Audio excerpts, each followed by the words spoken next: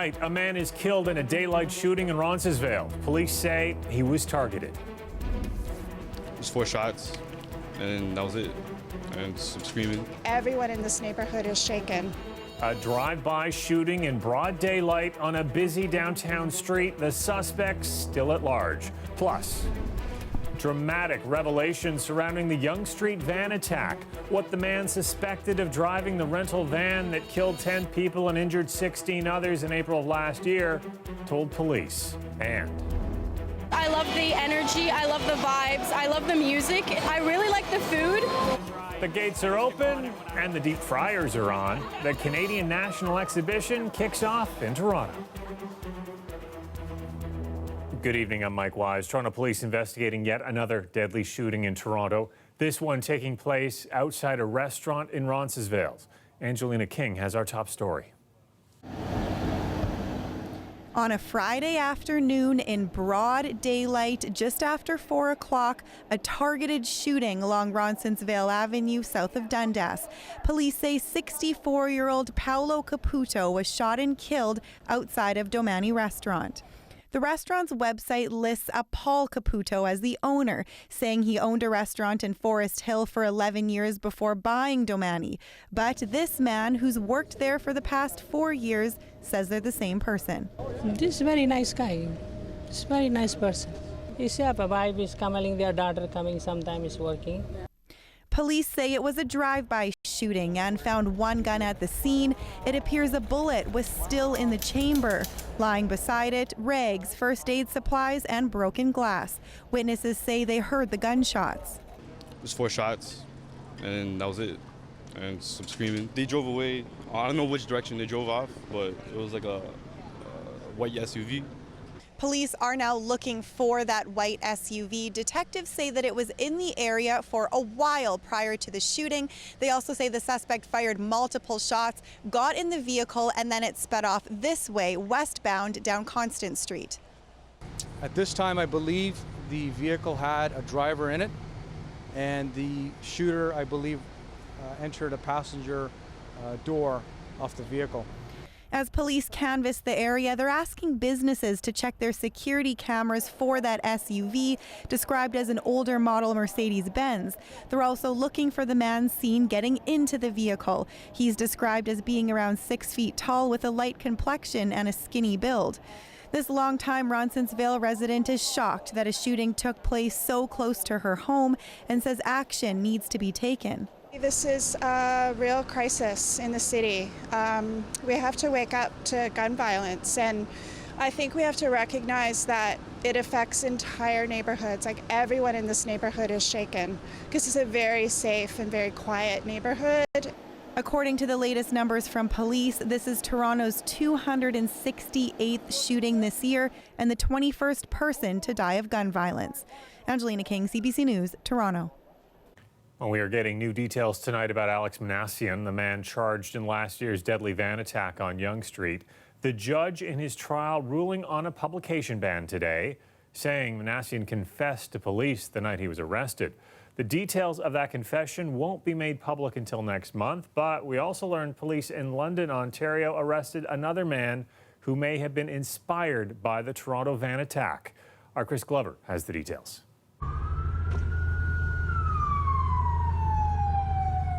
After the deadly van attack along Yonge Street last spring, the world saw almost instantly the arrest of Alex Manassian. What we didn't know was that night he admitted to police he did it. It's part of a lengthy police interview that is currently under a publication ban. Today, Justice Malloy ruled to keep the ban, but only until next month. She wrote Mr. Manassian did confess to being the driver of the van, but this will not be a controversial issue at trial.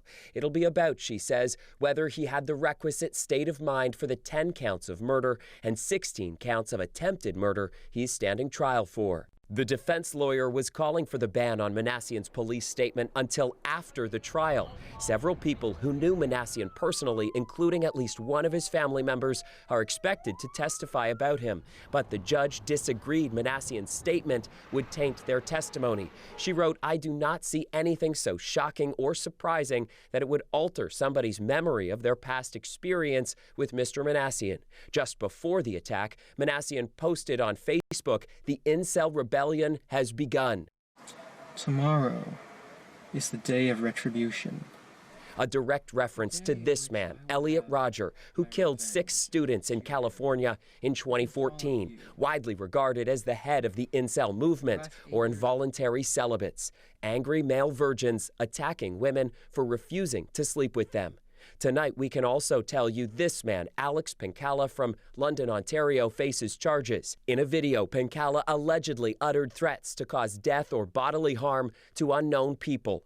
Pencala was charged 10 days after the massacre on Yonge Street. The allegations against him have not been proven in court. In the Manassian pub ban decision today, the Toronto judge connected Pencala to Manassian. She said Pencala was possibly inspired by the Toronto van attack.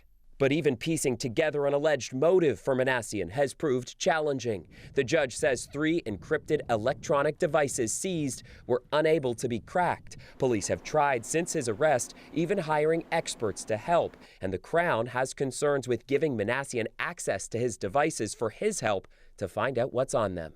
The judge's decision today means we will be able to broadcast all the contents of the evidence currently under the ban, but not until September 27th. This is a bit of a compromise. It allows for the defense and the Crown to appeal the decision, should they wish to, and it will also give the defense time to interview witnesses ahead of the release of all this information, and that will help avoid the problem of tainting their testimony. The trial begins next February. Chris Glover, CBC News, Toronto.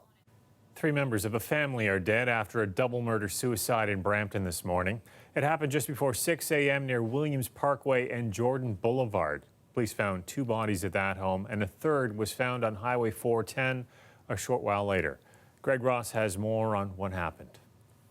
A 53-year-old mother of 4 and her 13-year-old son are dead, stabbed in their home on this Brampton street early this morning. We are dealing with a very tragic incident, the circumstances surrounding it. There are obviously members that are still having to deal with all this, which is why we have not and are not releasing the names of the individuals involved. It is at the request, because the trauma that is going on around this situation, it is a lot, and we are really looking to respect their wishes so that they can process and deal with the aftermath of this. Remember that we have people that have just lost 2 parents and a young sibling. Police say it was the woman's 51-year-old husband and the boy's father who killed them in an apparent domestic dispute. Investigators say he then fled the home and killed himself in the area of Williams Parkway and Highway 410. Simply that he left his vehicle, went over onto the Williams Parkway, and ended up on the 410. This man was just heading for an early morning bike ride when emergency vehicles started to arrive on the scene just before 6 o'clock this morning. There was no tape or anything. They didn't have the street closed, but the fire department told me to leave really quick because they knew what had happened. They had told me somebody had been killed. This teen says she came a little while later. She was there to pick up tickets to Canada's Wonderland from one of the teenage daughters who live in the home. I texted her this morning because she said I could go wake her up to go to her house and grab the tickets, but then she hasn't responded yet. Many other neighbors, some who knew the family, woke up to the news this morning. I can't say I know them very well, yeah, we see them, we say hi, we wave, we chit chat. Police tell us they received a call to 911 early this morning from inside the home. They tell us there were a total of 6 people that lived there. There were 3 other children. They say that 2 of them were adults, and at this point they say they are not looking for any other suspects. Greg Ross, CBC News, Brampton. Well, the Parole Board of Canada has granted day parole privileges to James Forcillo, the Toronto police officer convicted in the shooting death of Sami Yatim. Forcillo was sentenced to 6 years in prison for attempted murder after he fatally shot 18-year-old Yatim on a streetcar back in 2013. Forcillo has served 21 months so far. In its decision, the parole board said Forcillo's time in prison has been productive. adding he's admitted fault and expressed remorse over Yatim's death. Priscilla will be moved to a halfway house outside the city for 6 months. He's been ordered not to contact any members of Yatim's family during that time.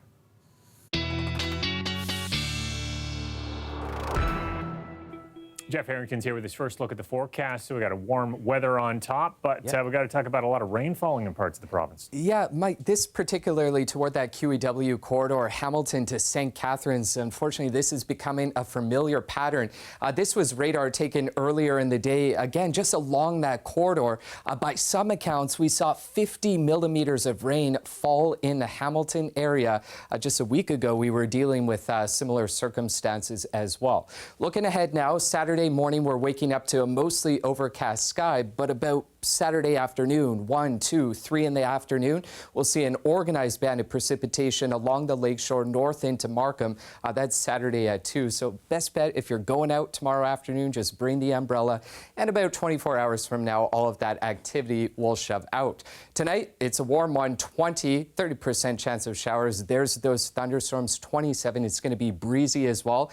And a sneak peek at the CNE forecast, Mike, we're cranking up that humidity, which we'll talk more about coming up in a bit. Okay, thanks, Jeff. See you soon. And as Jeff alluded to there, the CNE opened today. For some, it signals the end of summer. For others, it's a yearly tradition. Mayor Tory calls it an event to attract people from every walk of life. The CNE is a very special thing in Toronto because it is so open to all, and it is so inclusive, and people can come here and enjoy themselves even if they can't talk to each other in the same language. And so I just think it is an important thing. As much as some people, will comment on, what it is and how old it is and all this, I think it's timeless. The opening ceremony taking place this morning with the traditional ribbon cutting in front of the Prince's Gates. There's also a police procession and a marching band. And it's actually Woodstock weekend at the CNE with cover bands at the Bombshell. But if you want to remember the real thing, Ali Chasson heads down memory lane with someone who was at Max Yasgur's farm 50 years ago this weekend. That's next.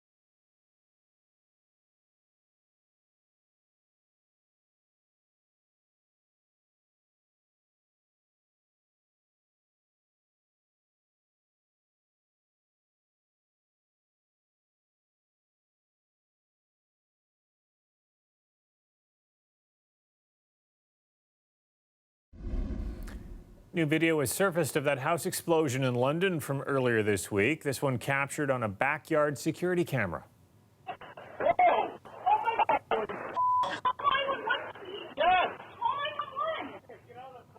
A couple and their friends were enjoying a soak in their hot tub when an alleged drunk driver crashed into a nearby home and set off that devastating explosion.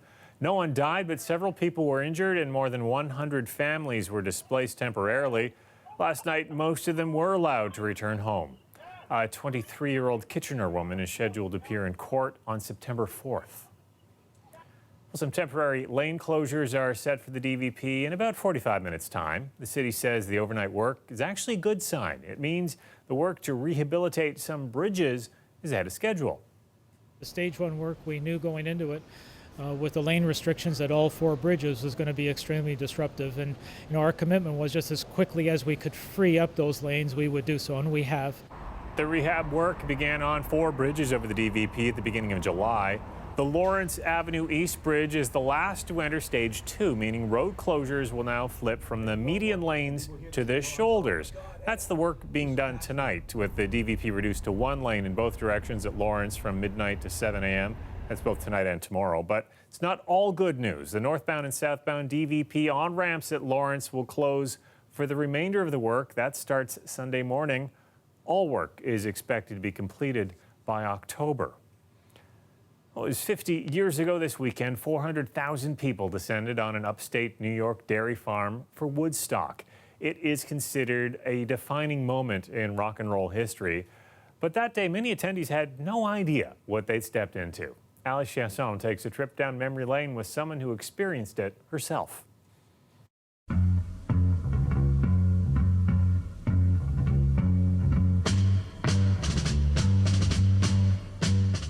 So you've got a little bit of a nickname for this backyard sanctuary you have here in Toronto? I call it my little Woodstock garden. Yeah. Back to the garden.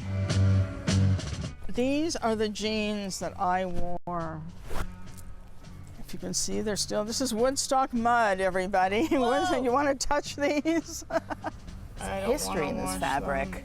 So when you received this in the mail, you must have been so excited. I was very excited. Flew standby, $16 from Toronto to New York City. I can see it like it was 5 minutes ago. Was a gorgeous field with no people in it. An empty field, and at the very bottom was an amphitheater, like a natural amphitheater with a stage. We found a place to sleep really quickly, and in the morning it started to drizzle just a little bit. Nobody thought about food. Flora, my friend, bought some bread and cheese, and that was gone in the first day. Later on, towards the evening, when it was starting to get dark, was Melanie. So Melanie does her famous candles in the candle in the rain.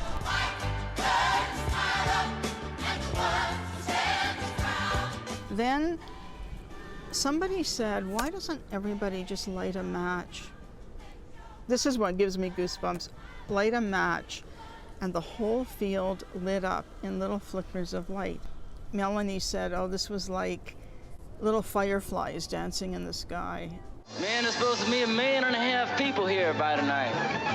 Can you dig that? The conditions are bad, bad, bad. First of all, the muck is atrocious. Since it rained, like all the muck is amazing. The lingo is so cute. I love it. I don't think Woodstock could happen again because it happened. There could be something else. There could be some political thing that happens. Could you sense the politics in the air? Oh, yes. Well, come on, all you big, strong men. Uncle Sam needs your help again.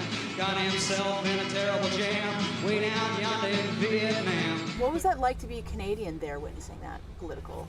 Well, we all felt the same way. I mean, we didn't know much about the war in Vietnam, but we sure went to rallies in Toronto that had Stop the Vietnam War signs. The next stop is Vietnam. When you're out and like you hear a song from that era, what does it do to you? Oh my God, I feel fantastic.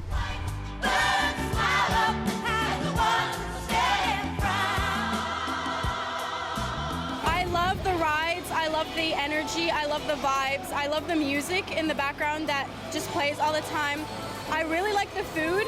It's usually the same every year, but they always have different changes, which I really, really like because you always come back to see new things, which is always the thrilling part about it. Well, that's a look there at the new pickle lemonade on offer at the X this year. If you want to try it, there's also the cotton candy taco and the rainbow grilled cheese. Looks like something a unicorn brought up. You can head down there to try it yourself. The X runs until September 2nd. We'll be right back.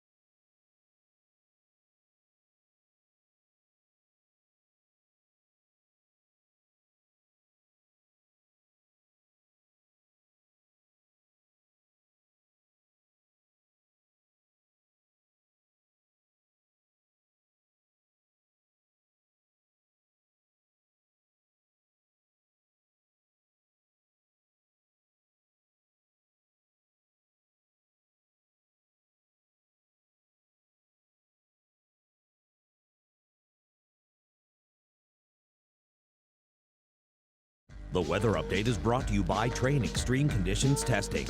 It's hard to stop a train, really hard. Train, the most reliable heating and cooling brand.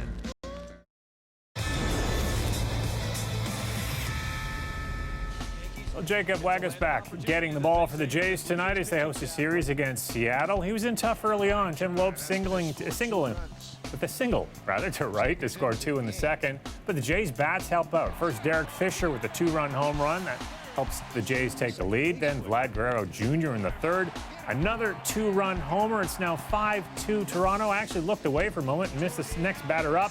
Randall Grichuk with his 23rd of the year. Toronto holds on to win tonight, 7-3. And the Argos with a home game to mark the opening of the CNE, looking for just their second win of the season, but Edmonton builds up its lead in first. Eskies in the red zone. Trevor Harris connects with Ricky Collins Jr. But in the third, Toronto gives Edmonton a taste of their own passing game. Watch this, Rodney just stretching all the way out to make that catch. That leads to an Argo major score to bring the Boatmen within 5. But Edmonton would hold on to win tonight, 41-26.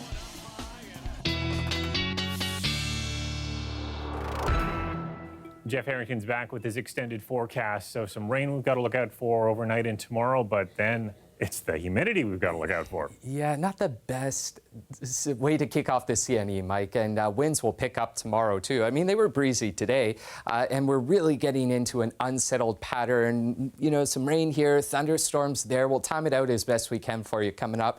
And yeah, Mike, that humidity really bumping back in towards Sunday into Monday, and we've got your CNE forecast covered.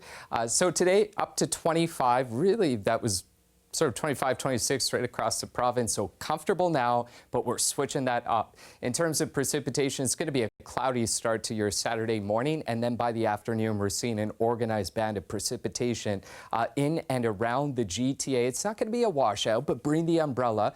All of that is out of there by Saturday evening. So Saturday evening is looking better. And Sunday, another cloudy start that we have, but it's looking like later on, this is now Sunday night, we're getting into a batch of precipitation. So that will be our next shot at rain. In terms of that rainfall accumulation, looking like we've got some heavier pockets towards southwestern Ontario. Otherwise, not a lot, but if we do get these thunderstorms over top of us like we saw in Hamilton, think about it like a sponge squeezing out all that moisture. So this is really tricky to pinpoint. That's why you got to bring the umbrella.